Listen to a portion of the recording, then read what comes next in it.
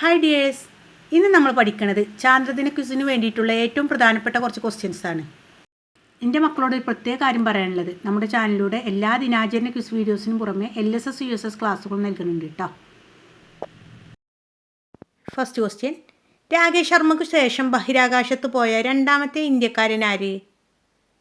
Answer സുഭാംശു Shukla. ഇന്ത്യയിൽ നിന്ന് international space സ്റ്റേഷനിൽ പോയ ആദ്യ ഇന്ത്യക്കാരൻ ആര്? ആൻസർ സുഭാംശു ശുക്ല. ശുഭാംശു ശുക്ല ഏത് ദൗത്യത്തിൻ്റെ പൈലറ്റായാണ് ISSലേക്ക് പോയത്? Answer axiom mission 4.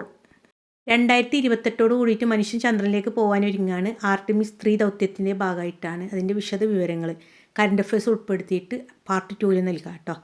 Okay, next question, ചാന്ദ്രദിനമായി ആചരിക്കുന്നത് എന്നാണ്? Answer July 21. ചന്ദ്രനിലെ ഗർത്തങ്ങളെ ആദ്യമായി നിരീക്ഷിച്ചത് ആരാണ്? Answer Galileo Galilei. ചന്ദ്രൻ്റെ എത്ര ശതമാനം ഭാഗം ഭൂമിയിൽ നിന്നും ദൃശ്യമാണ്? 59%. ചന്ദ്രനെക്കുറിച്ചുള്ള പഠനം ഏത് പേരിൽ അറിയപ്പെടുന്നു? Answer selenology.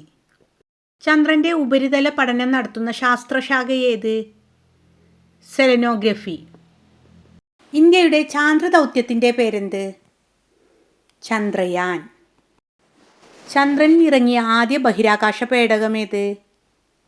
Answer Luna 2. ഭാരതത്തിൻ്റെ ത്രിവർണ്ണ പതാകയുമായി ചന്ദ്രോപരിതലത്തിൽ പതിച്ച ചന്ദ്രയാൻ്റെ പേടകമേത്? Answer moon impact probe MIP.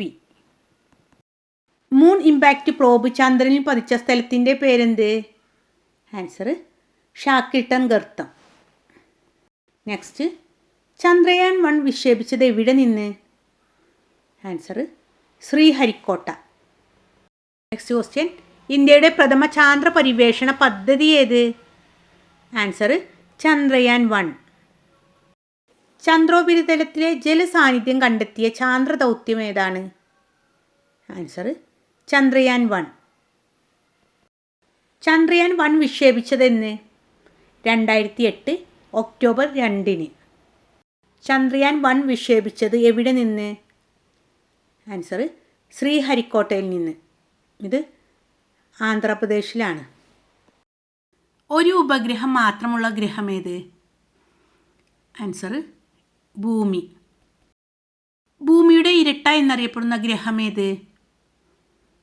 ശുക്രൻ.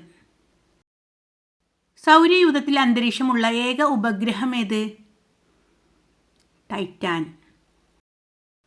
മക്കളെ, കൂടുതൽ ക്വസ്റ്റ്യൻസ് ഉൾപ്പെടുത്തിയിട്ട് പാർട്ട് 2 ഉടനെ വിടാം.